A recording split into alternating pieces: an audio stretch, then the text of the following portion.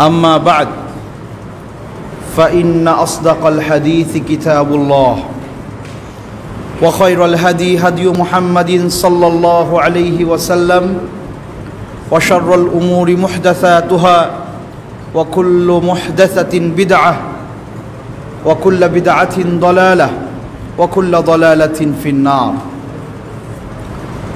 فأعوذ بالله من الشيطان الرجيم بسم الله الرحمن الرحيم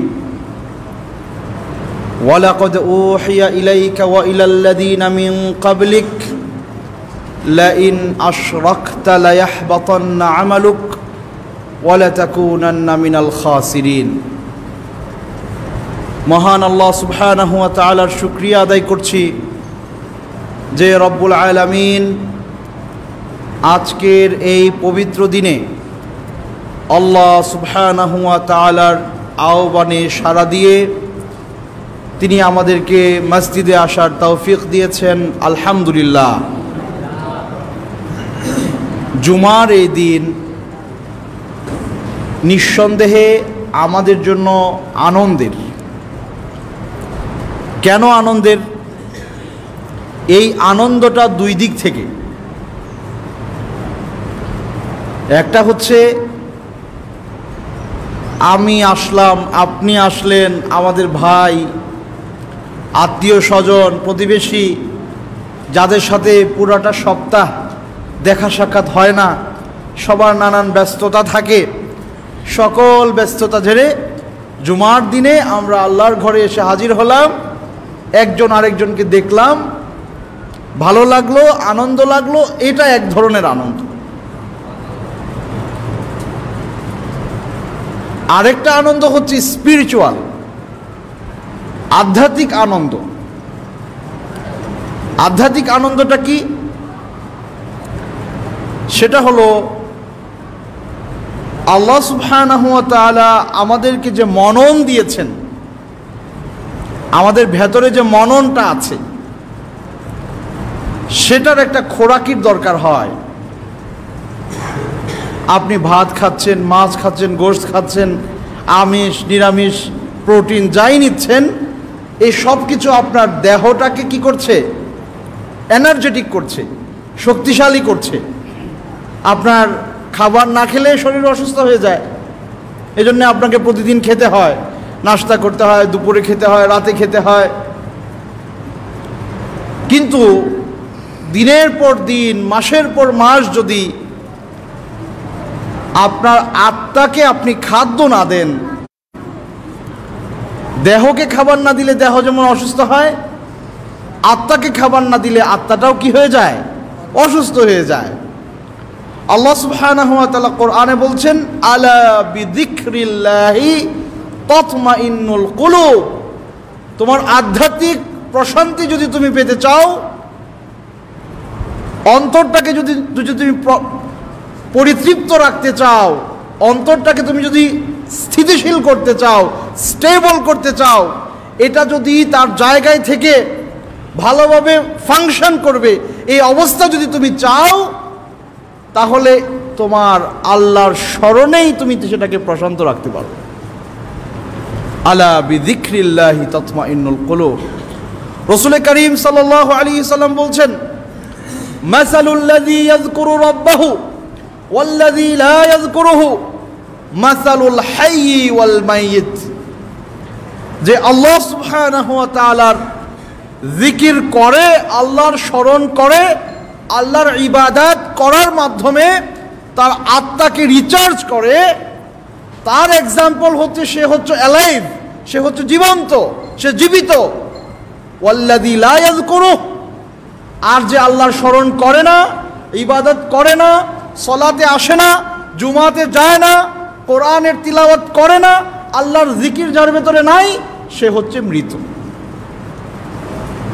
আপনার হাতে একটা স্মার্টফোন আছে, 1 লক্ষ টাকা দাম, কিন্তু আপনি যদি এটাতে চার্জ না দেন, তাহলে 1 লক্ষ টাকা দামি ফোন কাজ করবে না। আপনার নিয়মিত চার্জের দরকার আছে কি না? ডিভাইস যত দামি হোক না কেন, এটার খোরাকি ফিডিংটা যদি আপনি দিতে না পারেন, এটা আপনাকে আপনার সেবা দিবে না, সার্ভিস সে ভুলে যাবে। তাহলে একজন ব্যক্তি সে তার বডি অ্যান্ড সোল এই দুই জিনিসের সমন্বয়ে দুনিয়ায় বেঁচে আছে। তো যারা আজকে শুধু দেহের খাবার দিচ্ছে, তাদের আত্মার খাবার দিচ্ছে না। রাসূল করিম সাল্লাল্লাহু আলাইহি সাল্লাম বলেছেন, এই মানুষদেরকে তোমরা দেখো, এরা সবাই মৃত, এরা জীবিত না, এরা মরে গেছে। এই জন্যে আপনি বলবেন ভাই সলাতে আসেন, আসে না, শউর নাই, অনুভূতি নাই, অনুভূতি প্যারালাইজড হয়ে গেছে। হাজারো বার দিনের কথা বললেও এখানে আর কোনো ধরনের নাড়া তৈরি হয় না। কেন? কারণ এটা ঝিমিয়ে গেছে, এটা মরে গেছে, এটা প্যারালাইজড হয়ে গেছে। তো প্রতিটা জুমা আমাদের এটা এক ধরনের রিচার্জ। এই চার্জের মাধ্যমে আমরা উজ্জীবিত হই, আমাদের দ্বীনি চেতনায়, আমাদের ঈমানে, আমাদের আকীদা, আমাদের বিশ্বাস এটা আরো প্রাণবন্ত হতে থাকে। আমার ইবাদাতের গতি সঞ্চার এখান থেকেই তৈরি হয়। কিন্তু আমরা যদি প্রতিটা জুমাকে এইভাবে আমরা সেলিব্রেশন করতে না পারি, যে আমি অপেক্ষায় থাকবো এই জুমার পরে আরেকটা জুমা আসবে, আজকে আমি নতুন কিছু শিখলাম, আগামী জুমাতে আরো কিছু শিখবো, পরের জুমাতে আরো কিছু শিখবো। আমাদের দেশগুলোতে, আমাদের দেশে কি হয়, খুতবাগুলো আরবিতে হয়, তাই না? তো আরবিতে খুতবা হওয়ার কারণে মুসল্লিরা মনে করে যে আমি কোনো রকমে গিয়ে জুমাটা, ফরজটা আদায় করব। কিন্তু খুতবার যে একটা অবজেক্টিভ আছে, একটা উদ্দেশ্য আছে, একটা টার্গেট আছে, সেটা কি? যাতে করে মানুষেরা কিছু খোরাকি পায়, তারা কিছু শিখতে পারে, জানতে পারে। একটা সপ্তাহ তারা তাদের নিজেদেরকে কিভাবে দ্বীনের উপর স্টেবল রাখবে, এই শিক্ষাটা এখান থেকে তারা পাওয়ার কথা। কিন্তু জুমার মসজিদগুলোতে আমরা যখন এই খোরাকি দিতে পারি নাই, এই কারণে দেখা যায় যে খুতবার একেবারে শেষের দিকে কিংবা নামাজ শুরু হয়ে যাবে, এই সময়ে মানুষেরা কি করে? আস্তে আস্তে আসে। এটা কাঙ্ক্ষিত না, এটা কাঙ্ক্ষিত না। আল্লাহ সুবহানাহু ওয়া তাআলা পবিত্র কোরআনে কি বলছেন? ইযা নুদিয়াতিস সালাহ মিন ইয়াউমিল জুমআহ ফাসআউ ইলা যিকরিল্লাহ ওয়া যারুল বাই'। যখন নিদা হয়ে যাবে, জুমার আজান হয়ে যাবে, এরপরে তোমরা সকল কিছু বাদ দিয়ে তোমরা দৌড়ে আসো আল্লাহর জিকিরে, খুতবা শোনার জন্য। খুতবা শোনার জন্য দৌড়ে আসো। ওয়াজারুল বাই', বেচা কেনা রেখে দাও, ছেড়ে দাও। এজন্য ফুকাহায়ে কেরাম বলেন, কেউ যদি জুমার আজানের পরে কেনা বেচা করে, সে তো গুনাহগার হবেই, তার এই কেনা বেচা শুদ্ধ হবে কিনা এটা নিয়ে প্রশ্ন। এবং জুমার আজানের পরে কেউ যদি কোনো কিছু বিক্রি করে লাভবান হয়, ওই যে উপার্জনটা করলো এটা কিন্তু হারাম, এটা হালাল উপার্জন না।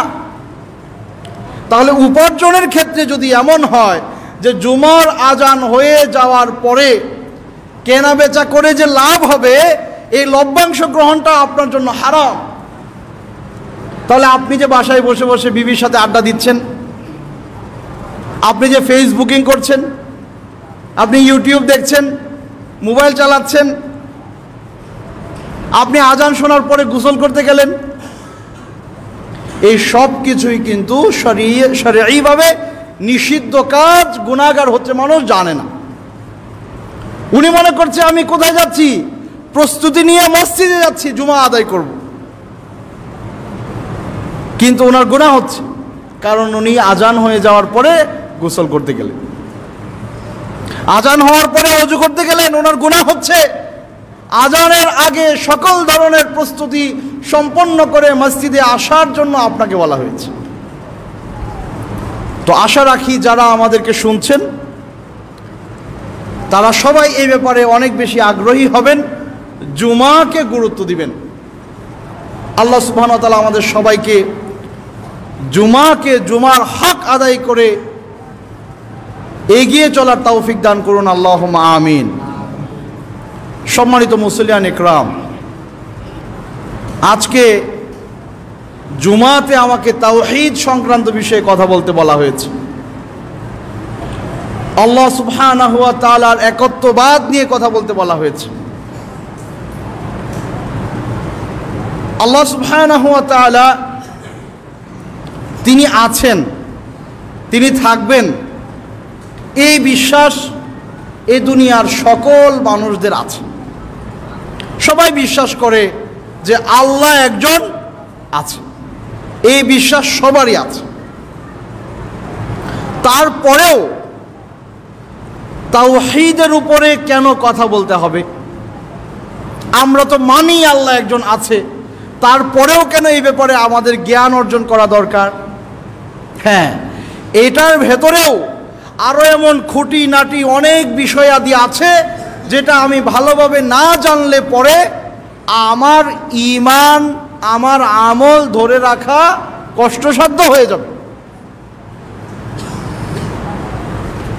আমি যদি এক লিখি, ওয়ান লিখলাম, ওয়ান লেখার পরে আমি একটা জিরো দিলাম, কত হলো? 10।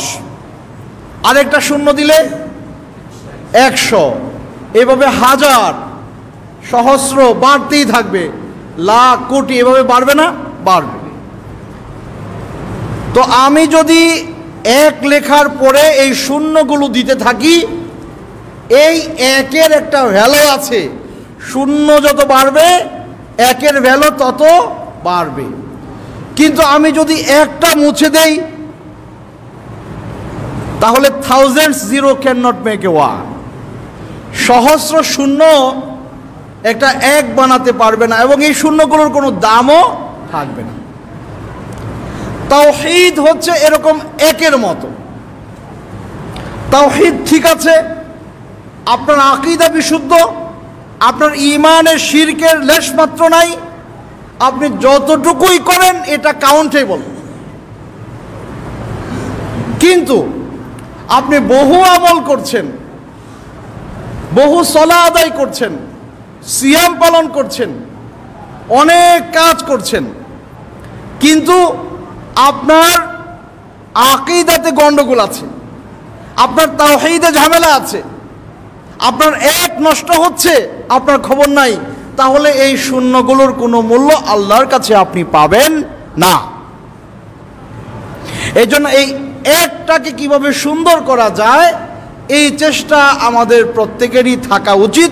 এবং আল্লাহ সুবহানাহু ওয়া তাআলা পবিত্র কোরআনে বলছেন, ফা'লাম আন্নাহু লা ইলাহা ইল্লাল্লাহ, হে মানুষেরা তোমরা এই ব্যাপারে নলেজ অর্জন করো, জানো, জ্ঞান লাভ করো যে আল্লাহ ছাড়া কোনো ইলাহ নাই। এটাই হলো ঈমান। আল্লাহ ছাড়া কোনো ইলাহ নাই, এই ব্যাপারে জ্ঞান অর্জন করতে বলা হয়েছে। এখন আপনি বললেন আল্লাহ ছাড়া কোনো ইলাহ নাই, এটা তো আমি মানি। আমাদের সমাজে কিছু দিনী ভাইয়েরা আছেন, দাওয়াতের কাজ করেন, তাবলীগের কাজ করেন, দ্বীন প্রচার করেন। তারা একটা কথা বলেন যে কোনো কিছু থেকে কোনো কিছু হয় না, সব কিছু কার থেকে হয়? আল্লাহ থেকে হয়। চাকরিতে খাওয়ায় না, ব্যবসায় খাওয়ায় না, তারপরে দুনিয়ার কোনো আসবাব আমাকে খাওয়ায় না, খাওয়ান কে? আল্লাহ। কথাটা ঠিক না ভুল? ঠিক। কোনো কিছু থেকে কোনো কিছু হয় না, সব কিছু আল্লাহ থেকে হয়। চাকরিতে খাওয়ায় না, ব্যবসায় খাওয়ায় না, আল্লাহ খাওয়ান, এই ইয়াকিন রাখা দরকার। এটা অবশ্যই ঠিক কথা, কিন্তু সমস্যাটা কোথায়? সমস্যা হচ্ছে ওনারা লা ইলাহা ইল্লাল্লাহ বলতে বোঝায় যে কোনো কিছু থেকে কোনো কিছু হয় না, সব আল্লাহ থেকে হয়। চাকরিতে খাওয়ায় না, ব্যবসায় খাওয়ায় না, আল্লাহ খাওয়ান, এটা হলো লা ইলাহা ইল্লাল্লাহ। না, এই ব্যাখ্যাটা ভুল হয়েছে। এই ব্যাখ্যাটা কি হয়েছে? ভুল হয়েছে। আল্লাহ সুবহানাহু ওয়া তাআলা সকল কিছুর মালিকানা রাখেন, তার অনুমতি ব্যতীত কিছুই হচ্ছে না। তিনি সব কিছু দাতা, লালনকর্তা, পালনকর্তা, তিনি আমার জীবন পরিচালনার বিধায়ক। এই সব কিছুই একমাত্র আল্লাহ, এটা যখন আপনি মানলেন তখন আপনি আল্লাহকে রব হিসেবে মানলেন। কোনো কিছু থেকে কোনো কিছু হয় না, সব আল্লাহ থেকে হয়। চাকরি ব্যবসা খাওয়ায় না, আল্লাহ খাওয়ায়। এই বিশ্বাসটা আল্লাহকে ইলাহ হিসেবে মানা নয়, এই বিশ্বাস হচ্ছে আল্লাহকে রব হিসেবে মানা। আল্লাহকে কি হিসেবে মানা? রব হিসেবে মানা।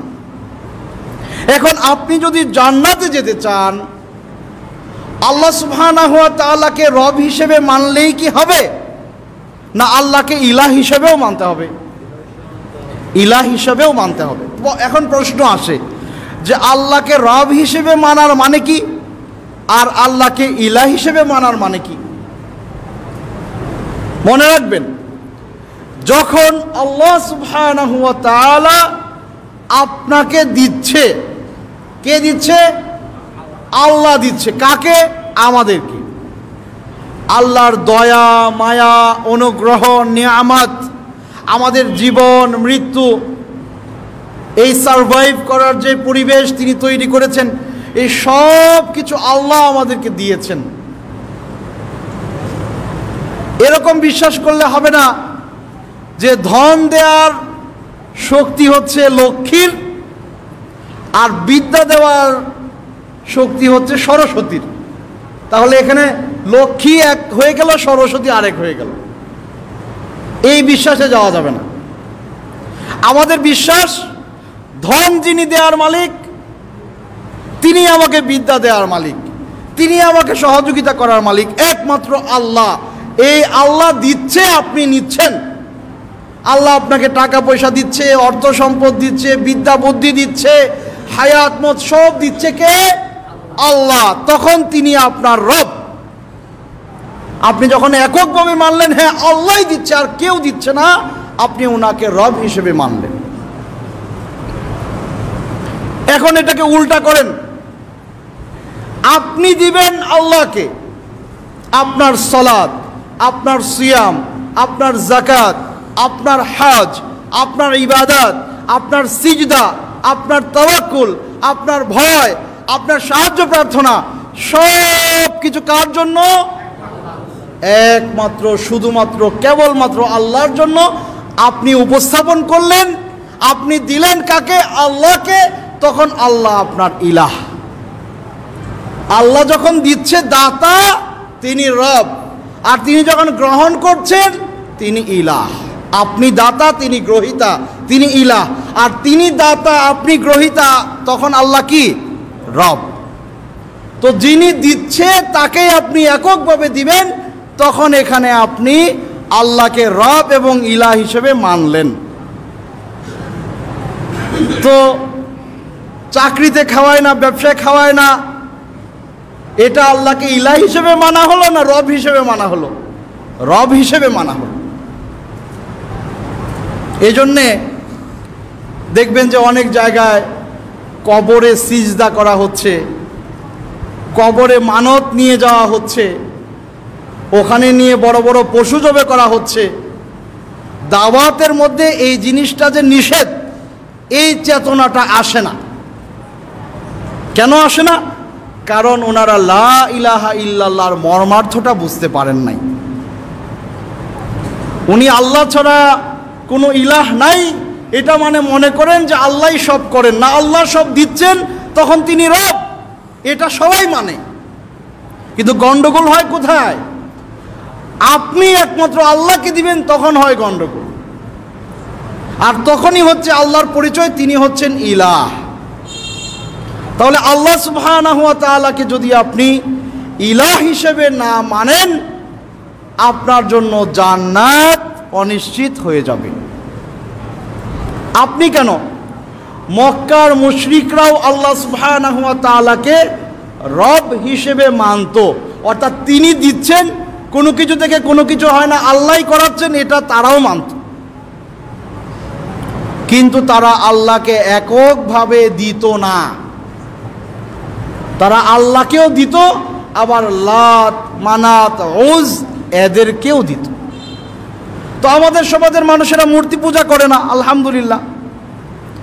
কিন্তু আমরা কবর কেন্দ্রিক, মাজার কেন্দ্রিক কিছু কাজ করি যেগুলো একমাত্র আল্লাহর জন্য হওয়ার কথা ছিল, কিন্তু আমরা তাদেরকে মাধ্যম বানিয়ে আল্লাহর কাছে যেতে চাই।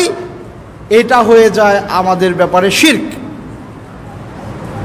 এই শিরক থেকে আমাদের বেঁচে থাকতে হবে। সম্মানিত মুসলিয়ান ইকরাম,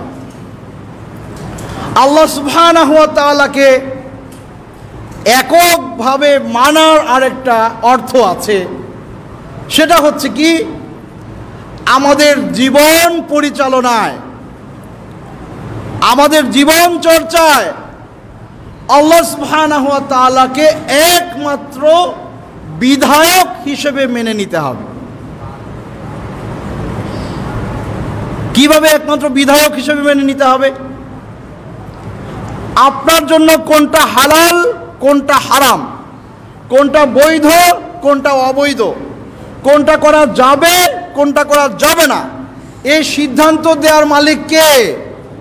আল্লাহ। ওনাকে এককভাবে মানতে হবে। কিন্তু আমরা, আমাদের সমাজে এমন অনেক বিষয়াদি আছে যে ইসলাম এটাকে হারাম করেছে, কিন্তু আমাদের সমাজ ব্যবস্থায় এটা বৈধ। যেমন মদ খাওয়া, হালাল না হারাম? হারাম। জিনা ব্যভিচার করা, হালাল না হারাম? হারাম। এখন কেউ যদি মদের লাইসেন্স দেয়,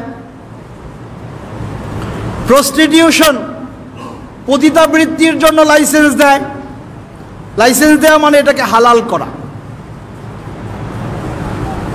তো এই যে আল্লাহ সুবহানাহু ওয়া তাআলা আমার জন্য, আপনার জন্য একটা জিনিসকে হারাম করলেন, কিন্তু আমরা যদি সেটাকে হালাল মনে করি তাহলেও কিন্তু আল্লাহর তাওহীদ বিনষ্ট হয়, তাহলেও আল্লাহর তাওহীদ বিনষ্ট হয়। দুনিয়ার কোনো মানুষ কোনো ধরনের পাপ কাজে লিপ্ত হলে ওই ব্যক্তি ইসলাম থেকে বের হয়ে যায় না। একজন লোক মদ খাচ্ছে, জানে মদ খেলে গুনাহ হবে, আল্লাহ এটাকে হারাম করেছে, তারপরেও খাচ্ছে। ওই ব্যক্তি পাপী, গুনাহগার, কিন্তু সে কাফের নয়, সে ফাসিক। মুমিনুন ফাসিকুন, ফাসিক মুমিন, পাপাচারী মুমিন। কিন্তু কোনো একজন ব্যক্তি মদ খায় না, কিন্তু এটা বিশ্বাস করে যে মদ খাইলে কোনো অসুবিধা নাই, মদ খাওয়া যেতে পারে, মদ হালাল। এই চিন্তা যদি কোনো ব্যক্তি লালন করে, এই ব্যক্তি কিন্তু কাফের হয়ে যাবে। তাহলে একজন ব্যক্তি তিনি মদ খান না, কিন্তু তিনি বলেন যে তোমরা চাইলে এই এই এই এই দোকান থেকে মদ কিনে নিয়ে খেতে পারো, আমি এটার বৈধতা দিয়েছি, ওই ব্যক্তি কিন্তু আল্লাহর তাওহীদকে বিনষ্ট করেছে। কথা বুঝতে পেরেছেন? আপনার জীবনের মালিকানা আল্লাহর, সুতরাং এটা পরিচালনা করার নীতি তার থেকে নিতে হবে, আর না হয় আপনি মুমিন হতে পারবেন না। এই যে আমাদের মাথার উপরে ফ্যান ঘুরছে, ফ্যানের মালিকানা আপনার। আপনার বাসায় যে ফ্যানটা লাগাইছেন, এই ফ্যান আপনি পকেটের টাকা খরচ করে কিনে আনছেন। ফ্যানের মালিককে আপনি। এটা কি অস্বীকারের কোনো সুযোগ আছে? নাই। ফ্যান আপনি কিনে নিয়ে আসেন, এটার মালিক আপনি। আপনি বললেন যে আমি ফ্যানের মালিক, সো আমি আমার মতো করে ফ্যান ঘোরানোর চেষ্টা করব। আপনাকে বলা হলো, ভাই তুমি যদি এই ফ্যানের বাতাস পেতে চাও তাহলে তুমি কি করো, ফ্যানের দুইটা কানেকশন ইলেকট্রিসিটির কানেকশনের সাথে লাগাও, সুইচ রাখো, সুইচে চাপ দাও, ফ্যান ঘুরবে, তোমার শরীর ঠান্ডা হবে। উনি বলল, না আমি এভাবে কেন যাব, ফ্যান আমার, আমি আমার মতো করে চালাবো। উনি বাজার থেকে 5 হাত লম্বা একটা বাঁশ কিনে নিয়ে আসছেন, এনে ফ্যানের উইংসগুলোর মধ্যে বাড়ি দিচ্ছেন, আঘাত করছেন ফ্যানটা ঘোরানোর জন্য। উনি কিয়ামত পর্যন্ত ফ্যান ঘোরাইতে পারবে, কিন্তু ওনার শরীর ঠান্ডা করতে পারবে না। আপনার এই দুনিয়ায় এই জীবনের মালিকানা আপনার, এই দেশের মালিকানা আপনাদের, এই সমাজের দায়িত্বশীল আপনারা। এটা অস্বীকার আমরা করছি না, কিন্তু আপনি যদি বলেন আমার ব্যক্তি জীবন, আমার পারিবারিক জীবন, আমার সামাজিক জীবন, আমার অর্থনৈতিক জীবন, আমার জাতীয় জীবন আমি আমার সংবিধান অনুযায়ী চালাবো, তাহলে আপনিও কিন্তু ওই ব্যক্তির মতো যে বাজার থেকে বাঁশ কিনে এনে ফ্যান ঘোরাতে যাচ্ছে। কারণ আপনি আল্লাহ সুবহানাহু ওয়া তাআলার যে বিধান আছে, ফ্যানের মালিক আপনি, এটা আপেক্ষিক, কিন্তু যিনি এটা তৈরি করেছেন তিনি বলে দিয়েছেন এটা কিভাবে চালাইতে হবে। আপনার দুনিয়ার জীবনে আপনার মালিকানা, আপনার পরিবারের মালিকানা, আপনার দেশের মালিকানা আপনার, কিন্তু এটার প্রকৃত মালিক হলেন আল্লাহ।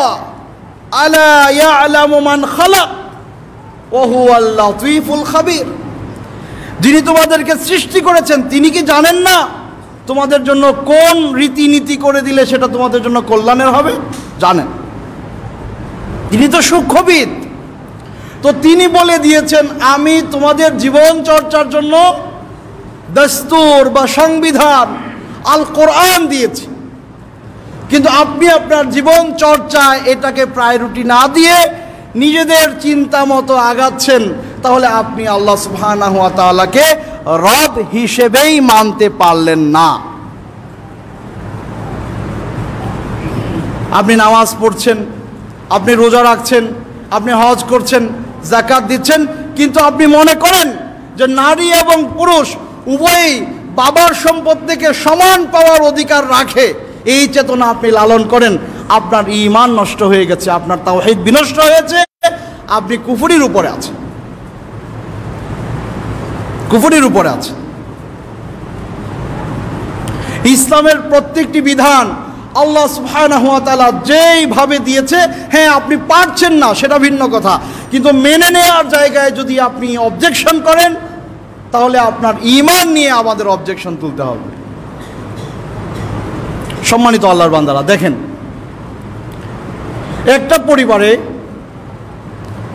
বাবা উপার্জন করে, পয়সা কামাই করে, খেয়াল করেন ছেলেটা কোন মাদ্রাসায় পড়বে, মেয়েটা কোন মাদ্রাসায় পড়বে বা স্কুলে পড়বে, মেয়ে একটু বড় হলে কোন জায়গায় বিয়ে শাদী দিবে, এই সকল সিদ্ধান্ত নেয় কে সংসারে? বাবা। বাবা এই সংসারে এই সিদ্ধান্তটা নেয়। সময়ের আবর্তনে বাবার বয়স হতে থাকে, বড় ছেলে এখন সৌদি আরবে, কাতার, কুয়েত বা অন্য কোনো একটা ভালো দেশে থাকে, আমেরিকায় আছে, কানাডায় আছে, বিভিন্ন দেশে প্রবাসী। প্রতি মাসে সে ভালো একটা হ্যান্ডসাম ফিগার তার পরিবারের জন্য পাঠায়। এখন ওই ভদ্রলোক আগে সংসারের জন্য খরচ করতে, এখন বয়স হয়ে গেছে, নিজে কামাই রোজগার করে না, বড় ছেলে যা পাঠায় ওইটা দিয়ে সংসার চলে। এমন আপনাদের এলাকায় আছে না? আছে। এখন মেয়ের বিয়ে দিবে, মতামত নিচ্ছে। ছোট সন্তানেরা বাবাকে জিজ্ঞেস করে, মাকে জিজ্ঞেস করে, মা তোমার কি মতামত এই বিয়েতে? আমরা তো আমার বোনকে এখানে বিয়ে দিতে চাই। তো মা বলে যে দেখো তোমার আব্বা কি বলে। বাবাকে জিজ্ঞেস করলো, বাবা আপনি কি বলেন? বাবা তখন বলে বড়জনকে জিজ্ঞেস করো। কি বলে? বড়জনকে জিজ্ঞেস করো, বড়জন যা বলে তাই সিদ্ধান্ত। তাহলে এত বছর যতদিন বাবা সংসারের হাল ধরেছিল, সংসারের জন্য খরচ করেছিল, ততদিন বাবা ছিলেন এই সংসারের সিদ্ধান্ত দাতা। আজকে যখন ছেলে খরচ করে, ছেলে টাকা পয়সা দেয়, বাবা বলছে বড়জনকে জিজ্ঞেস করো, ও যদি রাজি থাকে আমরাও রাজি। এটাই বাস্তবতা। আপনার জীবনযাপন, আপনার হায়াত, আপনার মওত, আপনার সকল কিছুর একচ্ছত্র মালিকানা আল্লাহ সুবহানাহু ওয়া তাআলার। তিনি আপনাকে বাঁচিয়ে রেখেছেন, আপনার সারভাইভের ব্যবস্থা করেছেন, আপনার অক্সিজেনের ব্যবস্থা করেছেন, আপনাকে টিকিয়ে রাখলেন দুনিয়ায়, সকল খরচ তিনি করেন, আর আপনার জীবন পরিচালনার সিদ্ধান্ত আপনি নেবেন, এটা হতে পারে না। সুতরাং আপনি আপনার জীবন কার সংবিধানে চালাবেন, এই জায়গাটা ঠিক করা হচ্ছে তাওহীদের উল্লেখযোগ্য একটা দাবি। সুতরাং কোনো ব্যক্তি যদি এটা চিন্তা করে, এটা মনে করে ইসলামের চেয়ে অন্য কোনো মত, পথ, চিন্তা, মাযহাব, অন্য কোনো মতবাদ উত্তম, ওই ব্যক্তি নামাজ রোজা করলেও তার এই সালাত সিয়ামের কোনো মূল্য আল্লাহর কাছে নাই, কারণ তার এক নষ্ট হয়ে গেছে। এই জন্য আল্লাহ রাসূল সাল্লাল্লাহু আলাইহি সাল্লাম বলছেন, ওমান দাআ বিদাওয়াতিন জাহিলিয়া, ওমান দাআ বিদাওয়া জাহিলিয়া ফাহুয়া মিন জুসা জাহান্নাম। কোনো ব্যক্তি যদি ইসলামের চেয়ে অন্য কোনো মতবাদ উত্তম, ওই দিকে মানুষকে আহ্বান করে এটা মনে করে, সে জাহান্নামের লাকড়ি হবে। সাহাবায়ে কেরাম জিজ্ঞেস করলেন, ওয়া ইন সামা ওয়া সাল্লা, সে যদি নামাজ পড়ে রোজা রাখে তারপরেও? আল্লাহ রাসূল সাল্লাল্লাহু আলাইহি ওয়াসাল্লাম বলেন, নাআম ওয়া ইন সামা ওয়া সাল্লা ওয়া জাআমা আন্নাহু মুসলিম। সে যদি নামাজ পড়ে, রোজা রাখে, দাবি করে আমি মুসলমান, হজ করে আসে, উমরা করে আসে, কিন্তু মনের ভেতরে এটা লালন করে যে ইসলাম 1400-1500 বছর আগে সেকেলে হয়ে গেছে, আধুনিক এই সময়ে এসে ইসলাম আর চলে না, কোরআন দিয়ে জীবন পরিচালনা করা মানায় না, ওই ব্যক্তি কিন্তু মুসলিম থাকতে পারবে না। এই জন্য ঈমানের এই জায়গাটা পরিচ্ছন্ন রাখা একান্ত দায়িত্ব এবং কর্তব্য, যে আপনার রব আল্লাহ, তিনি আপনার ইলাহ, তার নীতিতেই আপনি আপনার জীবন পরিচালনা করবেন ইনশাআল্লাহ তাআলা। আল্লাহ সুবহানাহু ওয়া তাআলা আমাদের সবাইকে আমাদের বিশ্বাসকে ঈমানের এই তাগিদ থেকে তাওহীদটাকে সুন্দরভাবে ধারণ করার তৌফিক দিন, আল্লাহুম্মা আমিন।